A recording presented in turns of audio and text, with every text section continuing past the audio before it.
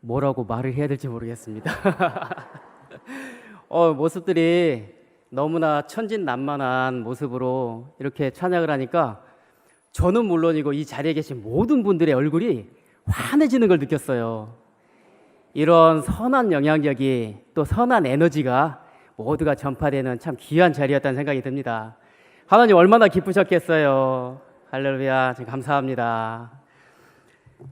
이 자리를 빌어서 우리 성도님들께 깊은 감사의 말씀 드립니다. 본의 아니게 좀 일이 있었는데 제가 너무나 과분한 사랑을 받은 것 같아요. 그 크신 사랑과 위로에 정말 가슴이 꽉 채워지고 뿌듯한 느낌이 듭니다. 이 자리를 빌어서 다시 한번 감사드립니다. 이렇게 가족들이 다 모여서 이야기를 나누고 그러다 보니까 문득 예전 어렸을 때 기억이 많이 나더라고요. 여러분들이 예상하시다시피 저도 참 개구지게 자랐습니다. 네, 형하고 참 재밌게, 대신에 어머니는 속이 많이 상했겠죠? 집이 엉망진창되고 하니까. 근데 예전에 어렸을 때의 모습을 생각해 보면 지금의 놀이 문화와 저희들 어렸을 때 놀이는 상당히 많이 좀 달랐던 것 같아요.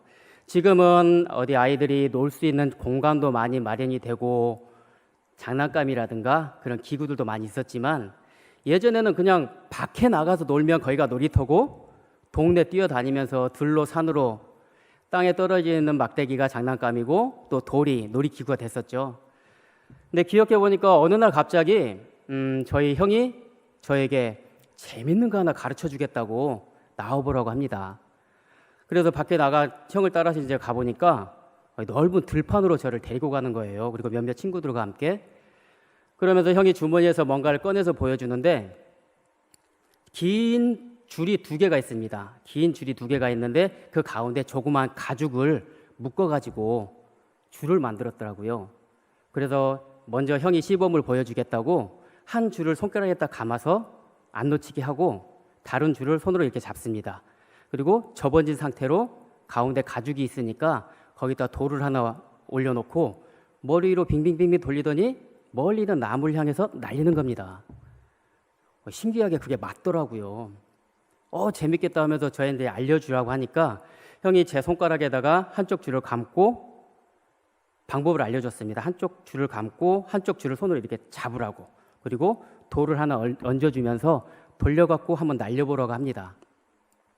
저는 그게 재밌어가지고 신나게 여러 번 해봤습니다. 그런데 빙빙빙빙 돌리다가 돌을 날리면 돌은 제가 생각했던 방향과 전혀 다른 엉뚱한 방향으로 날아갑니다. 그래서 조금이라도 제가 목표했던 부분에 가까이 가게 하기 위해서 돌을 조금 천천히 돌리다 보면 돌은 목표물에 가지 않습니다. 형한테 물어봤습니다. 어떻게 이렇게 잘 던지냐 했더니 아주 연습을 많이 했다고 하더라고요. 지나고 생각해 보니까 그게 바로 물매였습니다. 사진 한 장 보여드리겠습니다. 보시는 것처럼 한쪽 줄에는 고리가 만들어져 있습니다. 이 고리를 손가락에 끼워서 놓치지 않게만 잡고 한쪽 줄은 손으로 잡은 상태에서 가운데 볼록하게 된 부분에 돌을 얹어서 머리 위에서 빙빙빙빙 돌리다가 목표물을 향해 날리는 겁니다. 이것이 바로 물매입니다. 물매는 이스라엘 시대 목동들이 양들을 지키기 위해서 사용했던 하나의 무기였습니다. 하지만 비단 이것이 양들을 지키기 위해서만 사용했던 것이 아니라 전쟁에서도 사용했던 아주 유용한 무기였습니다. 성경에 보면 베냐민 지파가 특히 이 물매를 잘 다루었다고 그런 기록도 나옵니다. 다윗은 이렇게 물매를 아주 능숙하게 다루었던 거죠. 오늘 우리가 함께 나눈 이 말씀은 다윗과 골리앗의 이야기입니다. 이 다윗과 골리앗의 이야기는 믿지 않는 사람들도 아주 잘 알고 있을 정도로 아주 유명한 일화입니다. 다윗은 바로 이 물매로 골리앗을 쓰러뜨립니다. 우리가 잘 알다시피 다윗은 양을 치는 목동이고 또 8 아들 중에 막내 말째입니다. 아버지 이새는 이 다윗에게 전쟁터에 있는 형들에게 세 형이 전쟁터에서 싸우고 있었습니다. 전쟁터에 있는 이 형들에게 도시락을 갖다 주라고 다윗에게 심부름을 시킵니다. 전쟁터에 임에도 불구하고 다윗은 거리낌 없이 아버지의 심부름을 떠나고 그 전쟁터에 도착을 하게 되죠. 그런데 이곳에서 다윗은 아주 마음이 상하고 화가 나는 일을 당합니다. 블레셋 사람인 골리앗이 싸움을 부추기기 위해서, 싸움을 도두기 위해서 앞에 나와서 40일 동안 이스라엘 민족을 농락하고 조롱합니다. 특히나 우리 사람들을 조롱하는 것도 화가 나는데 하나님을 모욕하면서 이스라엘을 조롱하고 있습니다. 그런데 누구 하나 이 골리앗에게 맞서는 사람이 없습니다. 그도 그럴 것이 골리앗은 키가 3m가 넘는 그 덩치에 노수로 만든 갑옷을 입고 있었는데 그 갑옷의 무게만 해도 60kg가 넘습니다. 그리고 들고 있는 창의 끝에 있는 창 날의 무게만 해도 7kg가 넘어갑니다. 언뜻 7kg라고 해서 제가 한번 생각을 해봤습니다. 성인들이 운동을 할 때 아령을 사용합니다. 7kg면 아주 묵직한 무게입니다. 그런데 아령은 손잡이가 달려 있어서 우리가 손으로 잡기가 용이하기 때문에 그 무게를 들고 운동을 할 수가 있습니다. 하지만 그 아령을 긴 막대기 끝에 달아놓고 들어보라고 한다면 아마 그건 쉽게 들지 못할 겁니다. 골리앗은 그런 창을 사용했고 또 창의 손잡이는 배틀채 같다고 했습니다. 그 정도로 덩치가 크고 힘이 장사인 골리앗 앞에 감히 누구도 나설 엄두를 내지 못했던 거죠. 하지만 다윗은 아주 대차게 당차게 이야기합니다. 저 하나님을 모독하는 할례받지 않은 저 블레셋 사람을 내가 나가서 쓰러뜨리겠습니다. 다윗은 하나님을 모독하는 자를 결코 용서할 수 없었죠. 이런 다윗의 모습은 너무나 당당하고 자신감이 넘쳤습니다. 사울은 다윗에게 골리앗과의 싸움을 허락하지 않습니다. 너는 결코 저 골리앗을 이길 수 없다 하면서 허락하지 않지만 다윗은 양을 칠 때 양을 공격하던 그 사나운 짐승들과 싸우던 그 이야기를 사울에게 합니다. 그러면서 사자와 곰을 물리치던 자신의 모습을 이야기하면서 저 할례받지 않은 하나님을 모독하는 자를 내가 쓰러뜨리겠다고 자신 있게 이야기합니다. 이 모습에 사울은 다윗에게 골리앗과의 싸움을 허락합니다. 그리고 우리가 잘 알다시피 다윗은 물매 한 방으로 아주 간단하게 골리앗을 쓰러뜨립니다. 이 광경이 블레셋 사람들이 보았을 때는 너무나 황당하고 어이없어서 아마 믿기지가 않았을 겁니다. 그 3m가 넘는 거대한 거인을 다윗은 조그만 전쟁에 나갈 자격조차도 없는 어린 소년이었습니다. 그 소년이 그 큰 용사를 쓰러뜨렸으니 누가 그것을 눈앞에서 보면서도 쉽게 용납하고 믿을 수 있었겠습니까? 다윗은 자신 있게 달려나가서 자신의 장점을 활용해서 빠르게 달려가며 골리앗에게 그 물매를 날리고 골리앗은 그 물매 한 방에 전쟁이 끝나버리게 됩니다. 지난 시간 저와 여러분들 함께 나누었던 그 말씀 혹시 기억나시나요? 하나님은 성막을 짓기 위해서 준비된 사람 부살렐과 오홀리압을 부르십니다. 그래서 그들에게 하나님의 영을 충만하게 부어주셔서 지혜와 총명과 지식과 재능으로 하나님의 일을 충실하게 그리고 완벽하게 해낼 수 있도록 역사하십니다. 오늘 이 말씀 또한 준비된 다윗을 통해서 일하시는 하나님을 우리는 발견할 수가 있습니다. 그리고 다윗의 모습을 통해서 준비된 사람이 어떠한 모습인지 그 모습을 우리가 이 시간 함께 살펴보기를 소망합니다. 다윗이 모든 이스라엘이 다 두려워하던 그 골리앗 앞에서 그렇게 당당하고 자신 있을 수 있었던 그 이유는 과연 무엇이었겠습니까? 오전에 목사님께서 말씀 전해 주실 때 하나님에 대한 믿음의 확신, 그것이 자신감이라고 말씀하셨을 때 너무나 감사하고 기분 좋았습니다. 오후에 제가 준비했던 게 이거였거든요. 그래서 목사님께서 제 마음 아시고 그 큰 말씀을 한번 선포해 주시니 저는 훨씬 더 수월하게 나갈 수가 있습니다. 먼저 다윗의 두 가지 측면으로 한번 살펴보고자 합니다. 먼저 다윗의 영적인 측면, 바로 다윗의 신앙적인 측면에서 이 부분을 함께 살펴보고자 합니다. 사울이 누굽니까? 사울은 왕입니다. 다윗은 조금 전에도 말씀드렸듯이 전쟁에 참여할 자격조차도 없는 아주 어리고 미천한 목동에 불과합니다. 하지만 다윗과 조금 전에 우리가 읽어보았던 본문을 보면 다윗과 사울의 대화가 이어집니다. 하지만 그 대화를 보면 왕인 사울이 대화를 주도해 나가기보다는 다윗이 주도권을 가지고 그 대화를 이끌어 나가고 있음을 우리는 발견할 수가 있습니다. 우리 32절 말씀 우리 함께 한번 보겠습니다. 함께 봉독하겠습니다. 다윗이 사울에게 말하되 그로 말미암아 사람이 낙담하지 말 것이라. 주의 종이 가서 저 블레셋 사람과 싸우리다 하니. 아멘. 제가 이렇게 하나님의 말씀을 소리 내서 함께 봉독하자고 하는 이유는 하나님의 말씀 능력입니다.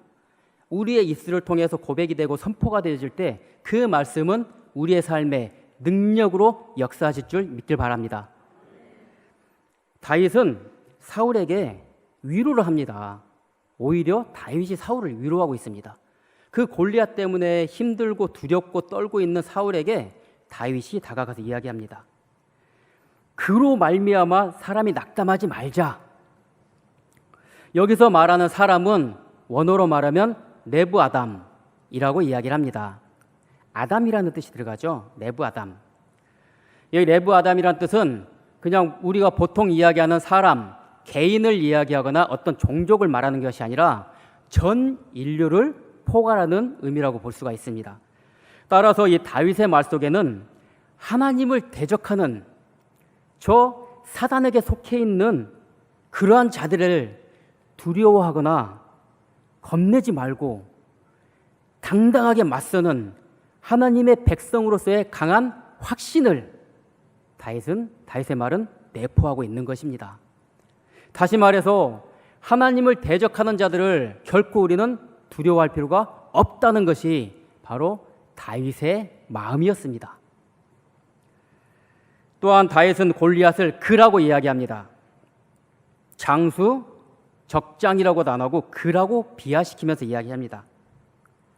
우리의 삶 속에서도 세상은 골리앗과 같이 거대하고 위협적인 모습으로 우리를 압박하고 우리를 공격해 올 때가 많습니다. 하지만 하나님을 주인으로 섬기는 하나님의 백성은 결코 낙심하거나 두려워할 필요가 없음을 항상 기억하는 저희 모두가 되길 소망합니다. 다음으로 37절에서 다윗은 또 이렇게 이야기합니다. 우리 37절의 말씀 함께 봉독합니다. 또 다윗이 이르되 여호와께서 나를 사자의 발톱과 곰의 발톱에서 건져내셨은즉 나를 이 블레셋 사람의 손에서도 건져내시리이다. 사울이 다윗에게 이르되 가라, 여호와께서 너와 함께 계시기를 원하노라. 골리앗과의 싸움에서 가장 큰 무기는 무엇이었겠습니까? 다윗에게 있어서 가장 큰 무기는 바로 하나님이었습니다. 하나님이 가장 견고하고 안전한 방패이고 가장 강력한 무기였던 겁니다. 이후 사울이 다윗에게 자신의 갑옷을 입혀주지만 그 갑옷이 너무 크고 불편했습니다. 그래서 다윗은 그 사울의 갑옷을 벗어냅니다. 일반인 같은 경우라면 왕이 내려주는 갑옷을 감히 어떻게 벗어 내려놓을 수 있겠습니까? 하지만 다윗은 그 갑옷이 그렇게 가치 있는 물건이 아니었습니다. 바로 하나님이 지켜주시지 갑옷이 지켜주는 것이 아니라는 것을 생각했던 거죠. 만약에 다윗의 마음에 두려운 마음과 보호하고 싶은 마음이 있었다면 이 갑옷이 나에게 크니까 다른 갑옷으로 바꿔달라고 요청할 수도 있었습니다. 하지만 다윗은 전혀 그러한 요청을 하지 않았습니다. 우리에게 있어서 가장 견고하고 안전한 방패는 바로 하나님이심을 굳게 믿는 저와 여러분들 되시기를 주님의 이름으로 축복합니다. 우리가 입어야 할 것은 세상의 갑옷이 아니라 바로 하나님의 전신갑주입니다. 에베소서 6장 11절에서 우리에게 이렇게 가르쳐 주십니다. 우리 함께 봉독합니다. 마귀의 관계를 능히 대적하기 위하여 하나님의 전신갑주를 입으라. 우리를 보호해 주는 것은 세상의 그 어떠한 훌륭한 방법도 아니고 우리하고 가까운 힘 있는 그런 사람들도 아닙니다. 우리를 지키고 보호해 주는 분은 바로 우리의 주인 되시고 우리의 구원자 되시는 하나님이심을 우리가 늘 가슴에 품고 살아가기를 간절히 소망합니다. 바로 다윗에게 가장 큰 무기, 가장 안전하고 견고한 방패는 바로 하나님, 바로 하나님을 의지하는 것이었습니다. 사랑하는 성도 여러분, 그렇다면 여러분들의 방패는 무엇입니까?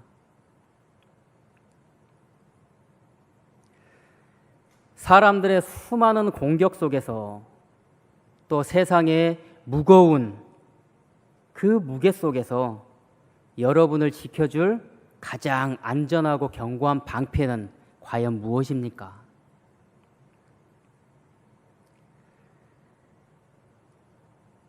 조금 전에 우리가 함께 정답을 이야기해 봤습니다. 바로 하나님이십니다. 하나님이 나의 방패이시고 나의 피난처이시고 나를 보호해 주시는 우리의 주인이심을 늘 가슴에 품고 살아가는 저희가 되길 소망합니다. 자, 두 번째로 다윗의 삶의 태도에 대해서 한번 돌아보길 원합니다.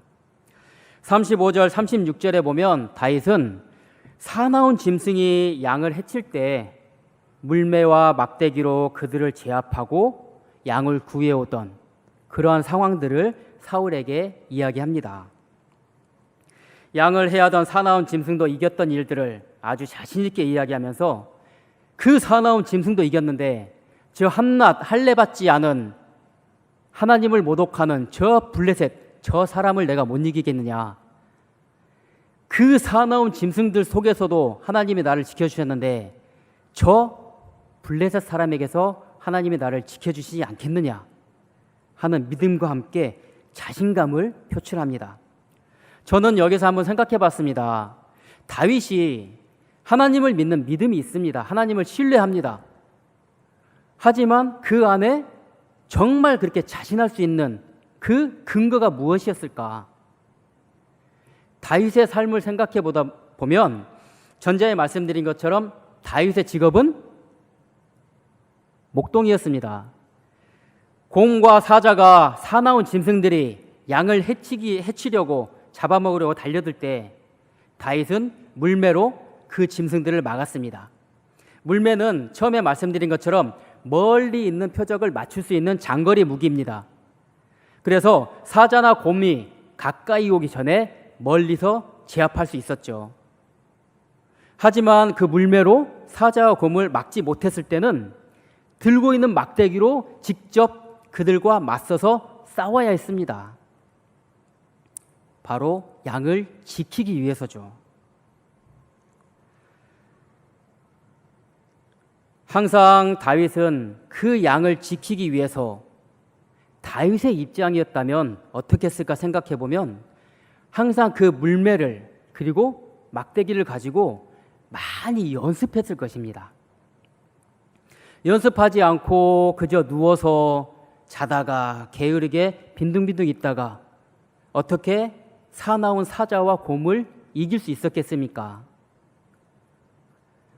하나님이 주신 다윗에게 주신 일, 양을 지키고 보호하는 목동의 일에 있어서 다윗은 항상 매 순간순간 최선을 다해서 자신의 일을 해 나갔던 겁니다. 자신의 일은 양을 지키는 겁니다. 양이 건강하도록 좋은 풀이 있는 곳으로 데리고 가고 깨끗한 물을 먹이면서 그리고 사나운 짐승들부터 양을 지키는 것이 다윗이 하는 일이었습니다. 성경에 자세한 내용들이 기록되어 있지 않지만 다윗의 그 마음과 일을 생각해 보았을 때 항상 다윗은 양들을 지키기 위해서 물매를 연습하고 막대기로 싸우는 걸 연습했을 것입니다. 그리고 사나운 짐승들이 양을 공격해 왔을 때 결코 뒤돌아서서 도망가지 않고 끝까지 그 짐승들과 맞서 싸웠습니다. 자칫 잘못 양을 구하려다가 자신이 큰 해를 입을 수도 있었지만 다윗은 자신이 맡은 일에 최선을 다하고 있었던 것이죠. 바로 이러한 다윗의 자신감은 하나님을 의지하는 마음과 함께 하나님이 주신 일 속에서 얻어지는 수많은 연습과 경험이 그의 자신감의 큰 기초가 되었을 것입니다. 우리는 골리앗을 쓰러뜨린 다윗의 모습을 보면서 와, 정말 대단하다, 그런 마음을 갖습니다. 하지만 골리앗을 쓰러뜨린 그 다윗의 보이지 않는 삶 속에서 얼마나 피땀 흘려가며 자신의 자리를 지키며 있었는지, 그 자리를 지키는 성실한 마음에 대해서는 우리는 크게 바라보지 못했습니다. 짐승들이 공격해도 도망가지 않고 양을 지키며 싸우는 그 모습, 그리고 그 안에서 겪었던 수많은 경험들, 이것이 그 거대한 거인 골리앗 앞에서도 결코 두려워하거나 긴장하지 않고 자신감 있게 맞서 싸울 수 있던 다윗의 마음이 되었던 겁니다. 준비된 자는 하나님을 의지하기에, 그리고 최선을 다하는 삶을 통해서 얻는 많은 경험을 통해서 하나님의 일을 해 나가는데 자신 있게 나갈 수가 있습니다. 이 경험 또한 하나님께서 주시는 우리의 훈련이기 때문입니다. 앞서서 읽은 32절의 말씀을 우리가 다시 한번 살펴보겠습니다. 우리 32절 말씀 함께 봉독합니다.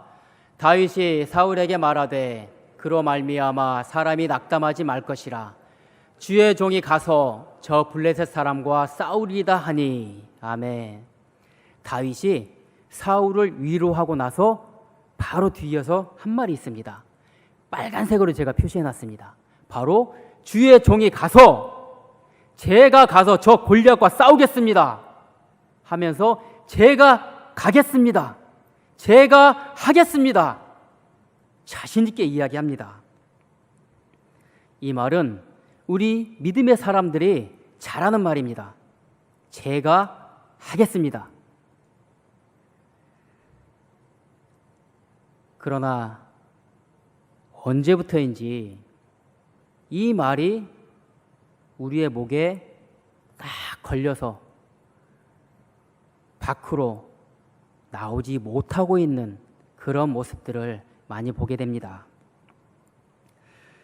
목에 걸려있는 이 걱정을 깨고 이 시간 우리 함께 고백해 보길 바랍니다. 손들 저와 함께 해보시길 바랍니다. 제가 하겠습니다. 하나님, 제가 여기 있습니다.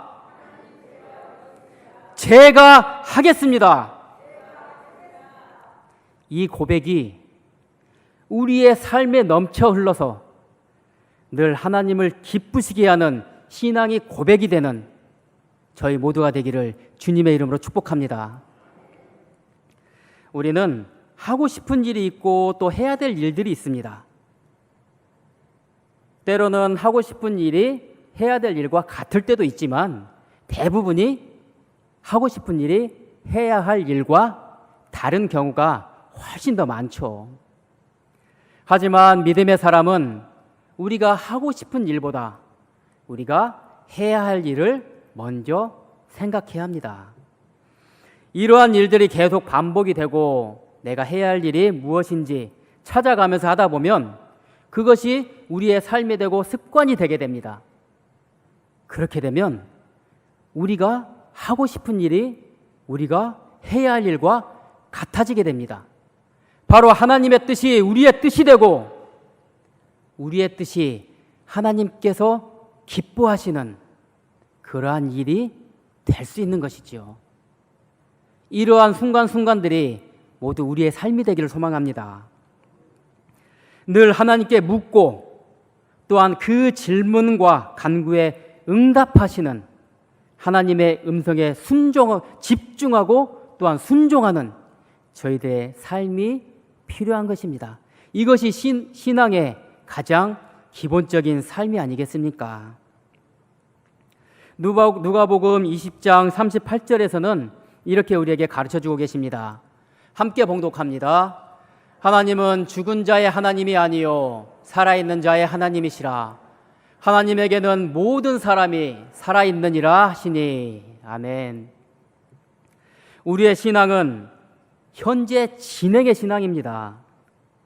현재 진행의 신앙은 살아계신 하나님을 경험할 수 있게 해줍니다.